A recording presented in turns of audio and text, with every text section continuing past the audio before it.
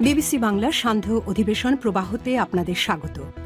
আজ আপনাদের সাথে লন্ডন স্টুডিও থেকে আছি মানসী বড়ুয়া। বাংলাদেশের সর্বশেষ গুরুত্বপূর্ণ আপডেট সংবাদে আপনাকে স্বাগত। শুরুতেই সংবাদ শিরোনাম, পরে বিস্তারিত। প্রথমেই জানাবো আমাদের হাতে থাকা সর্বশেষ গুরুত্বপূর্ণ সবথেকে তাজা আপডেট সংবাদ। জাতীয় নির্বাচনে ভোট দিতে 7,17,000 নিবন্ধন, প্রবাসীদের কাছে ব্যালট প্রেরণ শুরু। ত্রয়োদশ জাতীয় সংসদ নির্বাচন এবং গণভোটে ভোট দিতে ইতিমধ্যেই 7,17,217 জন ভোটার নিবন্ধন করেছে। প্রবাসী বাংলাদেশি ছাড়াও নির্বাচনী দায়িত্বে নিয়োজিত কর্মকর্তা কর্মচারী এবং নিজ এলাকার বাইরে অবস্থানরত সরকারি চাকরিজীবীরা পোস্টাল ভোট বিডি অ্যাপের মাধ্যমে নিবন্ধন করছেন। নির্বাচন কমিশন ইতিমধ্যেই প্রবাসী ভোটারদের কাছে পোস্টাল ব্যালট পাঠানো শুরু করেছে। এরপর জানাবো ভারতে পালানোর সময় বেনাপোলে যুবলীগ নেতা রাসেল পাঠান গ্রেপ্তার। ভারতে পালিয়ে যাওয়ার সময় যশোরের শাসা উপজেলা বেনাপোল স্থলবন্দর ইমিগ্রেশন চেকপোস্টে আটক হয়েছেন ময়মনসিংহ মহানগর যুবলীগের যুগ্ম আহ্বায়ক রাসেল পাঠান 38। আজ ইমিগ্রেশন পুলিশ তাকে আটক করে। রাসেল পাঠান ময়মনসিংহের শানকিপাড়ার আব্দুর রাজ্জাক পাঠানের ছেলে। ইমিগ্রেশন পুলিশ সূত্র থেকে জানা গেছে এই তথ্য। এদিকে নরসিংদীতে বিএনপির নেতাকর্মীদের গাড়ি বহরে হামলা।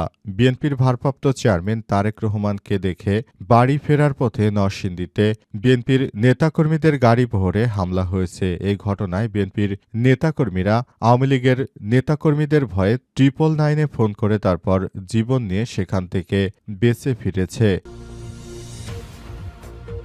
জানাবো 500 টাকায় বাজি ধরে কনকনা শীতে খালে 100 ডুব, প্রাণ গেল কৃষকের।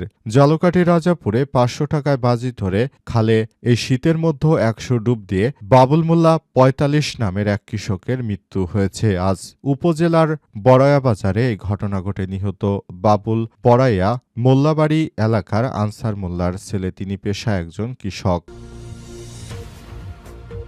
এবং সর্বশেষ জানাবো ক্যাম্পাসে শিক্ষকদের মাথায় 2 রাউন্ড গুলি, এবার তুমি আমাকে চিনবে হুমকি যুবকের।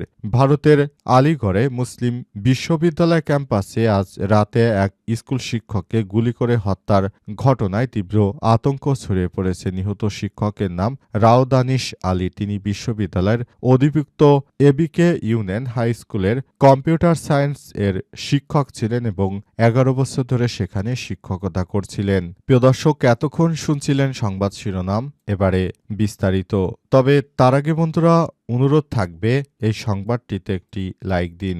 এই চ্যানেলে আপনি নতুন হয়ে থাকলে আমাদের সংবাদটি দেখতে দেখতে চ্যানেলটি সাবস্ক্রাইব করে রাখুন। কমেন্ট করে বন্ধুরা আপনার মূল্যবান মতামত জানিয়ে দিন আপনি বিশ্বের কোন দেশ থেকে বা বাংলাদেশের কোন স্থান থেকে আমাদের সংবাদটি দেখছেন এবং শুনছেন। আর বন্ধুরা সংবাদটি আপনার সোশ্যাল মিডিয়া ফেসবুকে শেয়ার করে বন্ধুদেরও দেখার সুযোগ করে দিন। আর গাজা যুদ্ধে আপনি যদি নিরীহ ফিলিস্তিনিদের ভালোবেসে থাকেন কমেন্টে ইয়েস লিখে বিশ্ববাসীকে জানিয়ে দিন। এবারে বিস্তারিত। জাতীয় নির্বাচনে ভোট দিতে 7,17,000 নিবন্ধন, প্রবাসীদের কাছে ব্যালট প্রেরণ শুরু। ত্রয়োদশ জাতীয় সংসদ নির্বাচন এবং গণভোটে ভোট দিতে ইতিমধ্যেই 7,17,217 জন ভোটার নিবন্ধন করেছে। প্রবাসী বাংলাদেশি ছাড়াও নির্বাচনের দায়িত্বে নিয়োজিত কর্মকর্তা কর্মচারী এবং ভোটার নিবন্ধন করেছে। প্রবাসী বাংলাদেশি ছাড়াও নির্বাচনে ভোটার নিবন্ধন করেছে সরকারি কাজে কর্মরত কর্মচারী এবং কর্মকর্তারা। নিজ নিজ এলাকার বাইরে অবস্থানরত সরকারি কর্মকর্তা কর্মচারীরা পোস্টাল ভোট বিডি অ্যাপের মাধ্যমে নিবন্ধন করেছে। নির্বাচন কমিশন ইতিমধ্যেই প্রবাসী ভোটারদের কাছে পোস্টাল ব্যালট পাঠানো শুরু করেছে। Out of the country voting system and implementation বা OCVSDI প্রকল্পের টিম লিডার সালিম আহমেদ খান বাসসকে জানিয়েছে, গত 6 দিনে বিশ্বের বিভিন্ন দেশে 2,02,888 জন প্রবাসী ভোটারের কাছে ব্যালট পাঠানো হয়েছে। ইসির ওয়েবসাইটের সর্বশেষ তথ্য অনুযায়ী নিবন্ধনকারীদের মধ্যে পুরুষ ভোটার 59,356 এবং নারী ভোটার 57,859 জন। প্রবাসী ভোটারদের মধ্যে সর্বাধিক নিবন্ধন এসেছে সৌদি আরব থেকে, যেখানে 1,54,692 জন ভোটার নিবন্ধন করেছে। কাতারে 57,316 জন, ওমানে 43,206, মালয়েশিয়ায় 40,333, সংযুক্ত আরব আমিরাতে 30,662 এবং যুক্তরাষ্ট্রে 25,500 জন ভোটার নিবন্ধন করেছে।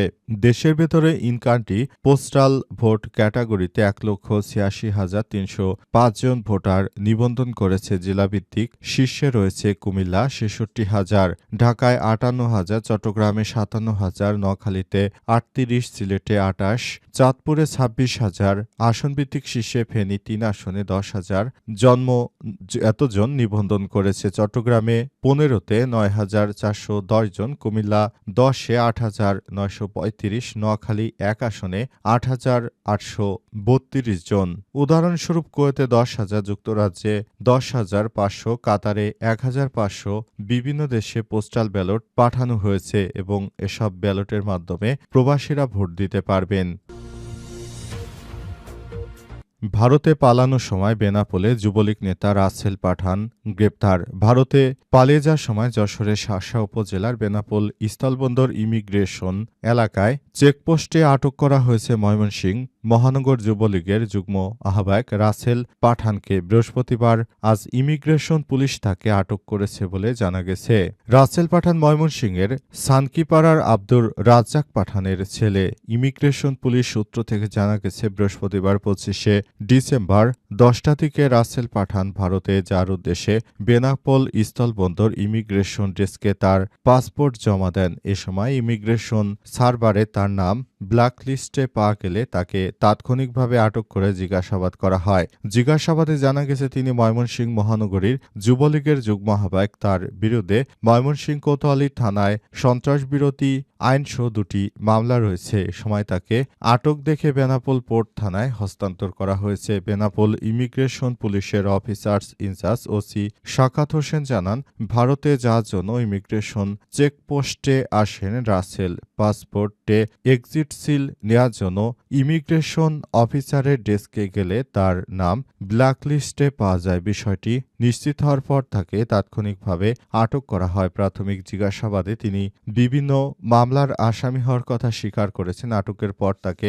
তলব করে থানায় হস্তান্তর করা হয়েছে। তাকে ময়মনসিংহের জেলা কারাগারে হস্তান্তর করা হবে বলে জানা গেছে এবং তিনি যে দীর্ঘদিন ধরে শেখ হাসিনার সময় নানাভাবে অপরাধের সঙ্গে যুক্ত ছিলেন, এজন্য তাকে আটক করা হয়েছে বলে ইমিগ্রেশন পুলিশের পক্ষ থেকে নিশ্চিত করা হয়েছে।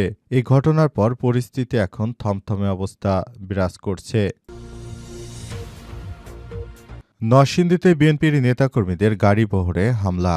বিএনপির ভারপ্রাপ্ত চেয়ারম্যান তারেক রহমান দেশে প্রত্যার্পণ করেছেন। সে উপলক্ষে আজ রাজধানী ঢাকায় বিএনপির পক্ষ থেকে বিশাল গণসংবর্ধনার আয়োজন করা হয়েছিল। তাদের নেতা তারেক রহমান বিদেশ থেকে তিনি দেশে ফিরেছেন এবং সেজন্য পুরো দেশবাসী অনেক খুশি ছিল। কিন্তু তারেক রহমানকে দেখতে আসার জন্য নরসিংদীতে আসার পর বিএনপির গাড়িবহরে হামলার শিকার হয়েছে। সেখানে দফায় দফায় হামলা চালানোর ঘটনা ঘটেছে বলে বিএনপির পক্ষ থেকে বলা হয়েছে। প্রত্যক্ষদর্শী দলীয় সূত্র থেকে জানা গেছে, নরসিংদীর শিবপুর উপজেলার আমতলা এলাকায় যাতায়াত পরিবহনের একটি বাসে অতর্কিত হামলা করা হয়। কিশোরগঞ্জ থেকে নেতাকর্মীদের নিয়ে বাসটি যখন রাজধানীর পূর্বাচল অভিমুখে আসছিল, তখন আমতলা এলাকায় দুর্বৃত্তরা লাঠিসোঁটা এবং দেশীয় অস্ত্র নিয়ে বাস বহরে হামলা চালায়। হামলাকারীরা বাসটি ভাঙচুর করে এবং বাসের চালককে পিটিয়ে গুরুতর আহত করা হয়। আহত চালককে